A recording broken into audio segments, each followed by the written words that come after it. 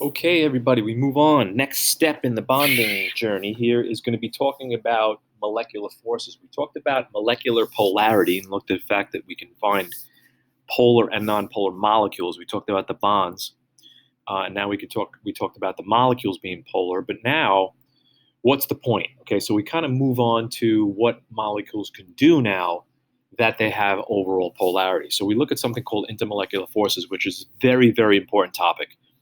Okay, and this kind of runs the show when it comes to the properties and what molecules and what compounds can do. All right, so the key is intermolecular. And when you talk about intermolecular, you talk about between molecule forces. And these are not bonds. These are forces between molecules once the molecules form first. So it's bond before force.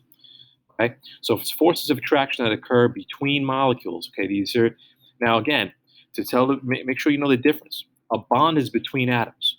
Okay, and an intermolecular force is between molecules. Okay, so that's going to be really important. This is between atoms. Okay, you have to know the difference. Okay, and this is between molecules. Okay, and again, minus side on chlorine, plus side on hydrogen, minus side on chlorine, plus side on hydrogen. Okay, now again, the intermolecular force will take place at the negative end attract to the other opposite end of a neighboring molecule. Okay, and then this is only two of them. So you have to form that bond first in the middle before you form the bond before you form that molecular force. These are not chemical bonds. Okay, it's important to know it's not a chemical bond. Okay, once you do this, this is responsible for not only the phases but also the behavior of what the molecules can do. So again, phases mean solid, liquid, and gas. So it depends. It's going to dictate whether or not that material is in a certain phase or not.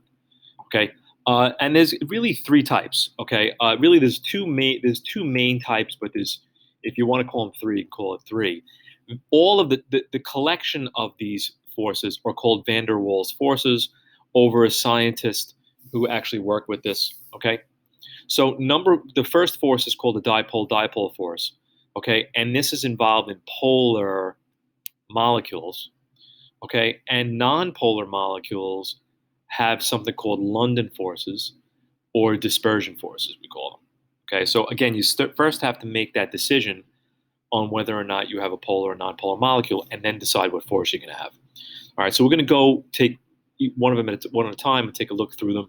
We'll look at dipole-dipole forces too. Now, in the world of forces, dipole forces are fairly strong, okay, because you're connecting between two polar molecules. Again, a polar molecule, just to remind you, a polar molecule is a dipole. That's what a dipole is. So again, a polar molecule, instead of saying the word polar molecule, which you can do, you can also call this a dipole.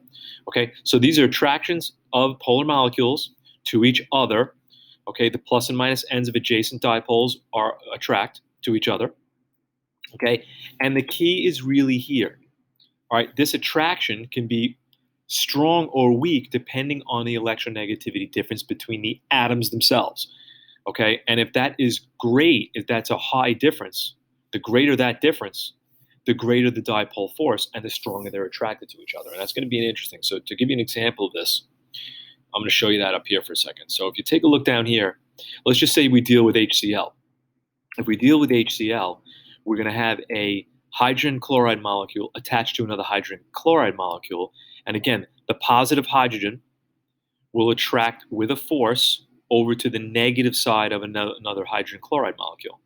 Now, if we take a look at the difference between H and Cl, we'll see it has a 1 as a difference between. So that's fairly polar, right, in our world of polar forces.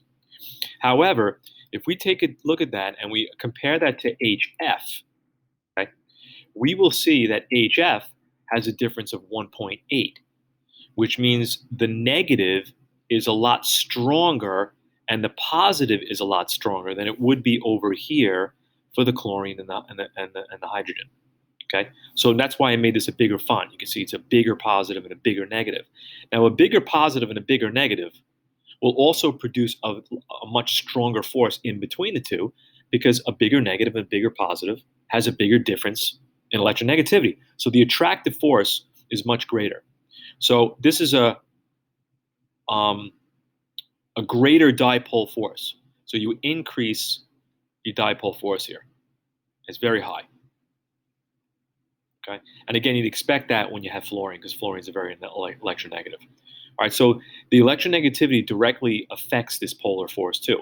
Bigger difference, bigger force. So you can say this is more polar, okay, and we can say this is less polar. All right, and this way your dipole forces are weaker and stronger.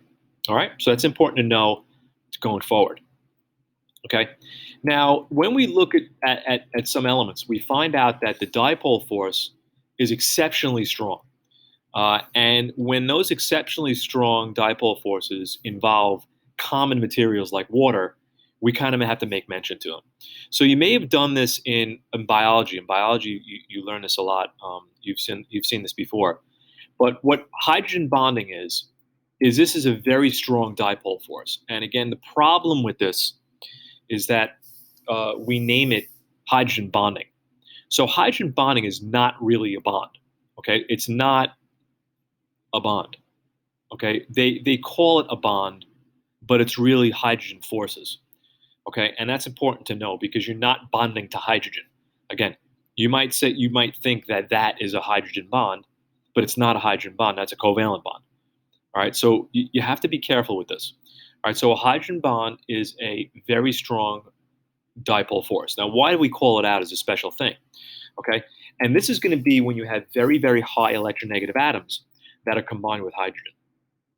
Okay, and that includes nitrogen, oxygen, fluorine, which are the highest electronegativity atoms on the table. In fact, they're huge in your period 2 elements. All right.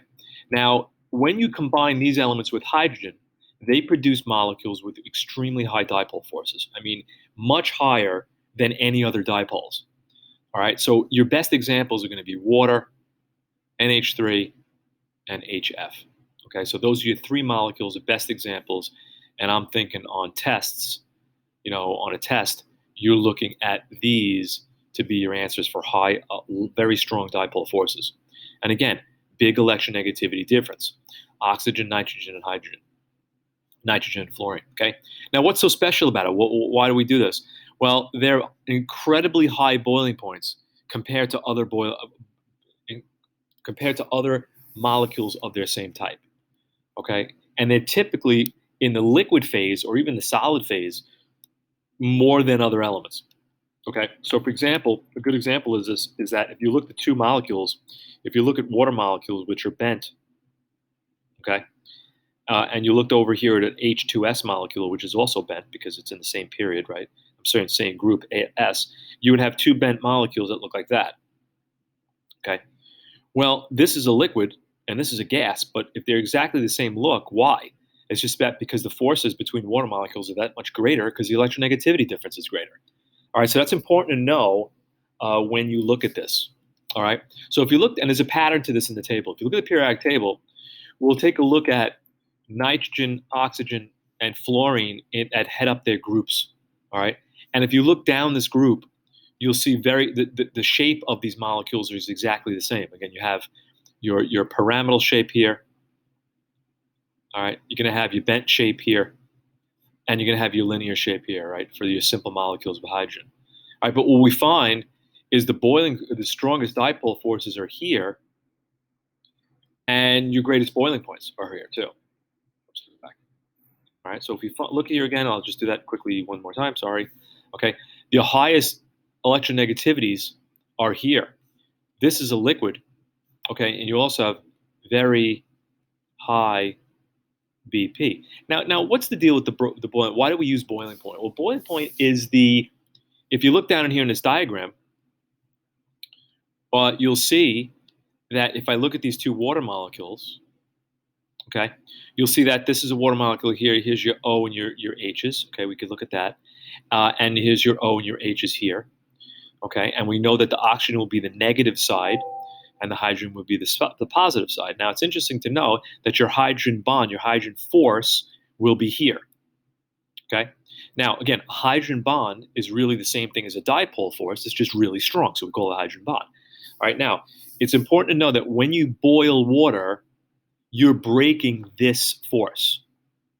Okay, so that is broken when liquid goes to gas at the BP. Okay, so that's what you're breaking. That's what you're putting. So when you break a bond, again, energy is absorbed. Remember, but you're breaking the force first. You're not breaking the bond. Let me repeat that. When you boil a substance, when you turn it to a gas or a liquid or a solid, when you deal with intermolecular forces, you're not breaking their bonds. You're breaking their forces. Okay, and that's important to know that they're strong. So we use the boiling point as a good indicator of this. All right, just to give you a little bit more idea about this, I love this graph. Okay, so again, you have to memorize it, but I want you to take a look at the blue line would be group 17 going down the group, right? So let's just take a look at so group 15 would be, this is group 15. So 15 is the red guys, the red. Group 17 going down from F to Cl to Br to I. So don't look at the hydrogen for a minute. Look at the elements that hydrogen's attached to, and you'll see it follows the group. Okay, group 15 is going to be here. So this is 15, this is 17, and this is 16. Okay, now I want you to see that the boiling points will go in this way, and your period number is going that way. So oxygen, fluorine, and nitrogen are at the tops of each of their groups, right? Because it's oxygen, nitrogen, oxygen, and fluorine. Okay, and then they go down from there. So notice that oxygen, nitrogen, fluorine have the highest boiling points of their group, and then it drops considerably and then begins to raise. All right, so it's important to know that these have the strongest dipole forces. And again, now if you look at 14, it's interesting because these molecules are polar, so they're going to have stronger forces. But take a look at methane. Methane's symmetrical. And remember what we said about symmetrical molecules? Symmetrical molecules are nonpolar. So you wouldn't expect them to have very strong forces because they're not polar molecules. They don't have charges. Okay, so you expect the boiling point to be low. Now, the reason why these go slightly higher, we'll deal with that on another day. So that's what we're dealing with the dipole forces. So a good way to remember this too is have fun. Have some fun in your life. So have some fun with hydrogen bonding. It's one of my cheesy jokes for the day. So have fun with hydrogen bonding. Okay, and that smiley face is for you. Okay, so have some fun once in a while. It wouldn't hurt. Okay, or have some nof, however you want to do it. But having fun will help you remember that these three elements exist with hydrogen bonding when they're with hydrogen. All right, so important stuff. So let's move on a little bit. Okay, a good way to see this too. I don't know if I can stop this in motion for you, but let's go back. You will see that as this forms, I'm going to try to see if I could do this. Back again. If we can keep it right, it's not working. But right, you can see as water molecules begin to form an ice crystal, you'll see they get into this hexagonal shape, and you'll see their minus sides and their plus sides begin to attract, and they create this open ring structure, which is the structure of ice. So it's important to know that that's one of the reasons why ice is less dense than water, is because it opens up this large ring structure. Okay, you can see it's the hydrogen bonding. All right. The last force is the force between nonpolar materials. Now, you might say, well, wait a second. Force between nonpolar materials. Nonpolar materials, how could they actually have a force because they don't have poles? Well, they do have a very weak attraction based on the fact that they can disrupt each other's electron clouds when they get close enough or when they're large enough. All right, so these are going to be very, very weak attractions, okay, between nonpolar molecules and noble gases. So noble gases can also form attractions back and forth.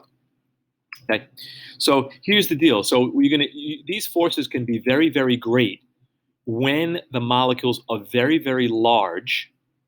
Okay, and when you force them to come together under decreasing distance. And that simply means you're taking them, all right, and you're forcing them to come together. And if you force them to come together, they will form a small attraction. Okay, they're also going to increase if you force them together under high pressure, okay, and you allow them to slow down under decreasing temperature when things get colder.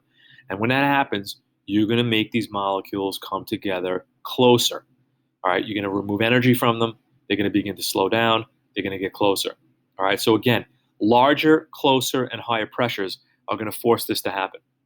Okay, these forces enable, and this is important for your properties, non-polar substances that not normally would attract to become liquids or solids. All right, and that's important for this to understand. So if you look down group 17, and group 17 is really important, it's the only in the table that has fluorine, chlorine, bromine, iodine, where your phase goes from gas to liquid solid. It's the only one in the table that has the three phases, because as you go down, the molecules get larger, right? And they become more attractive to each other, each to themselves in a sample, and they end up becoming heavier and they have higher boiling points and their phases change. All right, so a good example of this is taking a look at uh, this particular diagram. And what you'll see in here is that, let's just say I had two neon atoms, and I take this neon atom and I force him that way, and I force him that way. And again, you can replace the word van der Waals force here with a London force. That's probably a better word for it. All right, and I want you something to notice. And again, neon is atomic number 10, and this neon is atomic number 10, right? So you have 10 electrons. Everything's locked up. The electron configurations are all stable, right? Now, if you force these guys together, I want you to see what happens here. One electron clouds, these 10 electrons actually repel the cloud. So notice that these 10 electrons have actually moved to the other side, and they're all on this side of the atom. And they've kind of distorted. And what happens is that exposes the nucleus a little bit, right? So the nucleus now is showing a little bit more because the electrons have moved to the other side. So here's the nucleus. So what happens is these electrons here start moving towards that cloud. So that develops a small negative charge here. The nucleus is exposed, so that gives you the positive charge, and you start getting a little mini attraction. Okay, and this is only going to happen when these guys are close by. You get a very slight attraction here, which ends up being your London force. Okay, now again, very, very weak. Now, the bigger the electron cloud, the more you can distort and the stronger the screws are going to get. All right, so this mini little attraction is called a momentary a dipole. So that means at that moment. Okay, and again, at that moment, you'll have a dipole. So it's created when electron clouds interact and create temporary weak attractions. And that is what a London force is. Again, hard to explain, but we see patterns in this. And this is going to happen only for nonpolar materials and noble gases. All right, for the most part. All right, so some proof of this. What kind of examples are you guys going to get on this? Well, if you look at group 17, okay, group 18, and we can also look at the hydrocarbons on this, we're going to find that when we go down group 17, the elements get heavier. And when they get heavier, they're most likely to attract to each other, which would change your phases from gas to liquid to solid. Makes sense. Okay. We also find in the noble gases, look what happens to their boiling points. As you go down, their boiling points increase. Now be careful on this because these are negative numbers. So a smaller negative number will reflect a larger boiling point. All right, so helium boils at a very low boiling point because it's very tiny. It has less attraction. So it's more likely going to be a gas, whereas xenon has a higher boiling point. It takes a lot more heat to separate xenon because xenon is atomic number 54 versus 2. Okay, so you got to see that. All right, now interestingly enough, these are called hydrocarbons. Now hydrocarbons, okay, again, have hydrogen and carbon in them. All right, and if you look at methane is natural gas, which is only CH4, right? Only one C. Now, if you go to CH18, it's made of the same material. It's got C's and H's. However, this would be 8 C's in a row. I'll attempt to draw some of it here. And that's a big molecule, like 1, 2, 3, 4, 5, 6, 7, 8. And then you have H's all around that. That's a long, slender molecule with lots of points of attraction. So what we see is a change from a gas to a liquid. Now, how do you become a liquid is you have to have attractions, right? So gasoline, or this is actually gasoline, believe it or not, C8H18, gasoline that you put in a car, is a liquid. And it's a liquid because its size increases and then its London force increases. Okay, and last but not least is candle wax. Now we know candle wax is a solid. Why? Because instead of having 8 carbons in a row, it has 20 in a row. So think about 20 carbons in a row going in a line like this all the way down the page. Okay, you could believe that that's going to attract to another candle wax molecule because it's got a lot of interaction. Okay, and what happens? You turn to a solid. All right, so this is our evidence or proof that London forces exist, and it's common in 3 instances: the hydrocarbons, group 18. Okay, so it increases London forces, your BPs go up. Okay, and that's important. Okay, another way to look at this distortion of the electron cloud is here is an atom where you don't distort the cloud because it's far away, right? So you're kind of far away in this instance. All right, if I go to black here. So here you have increased your distance. Okay, but as these guys get closer, you'll see this cloud interacts and pushes the cloud away to that side, exposing a little positive charge here from the nucleus. Okay, and that causes this electron cloud to attract to that positive and distort it, pulling that away. Now, this can happen again for another atom, and this can happen again for another atom, and this can continue in the sample.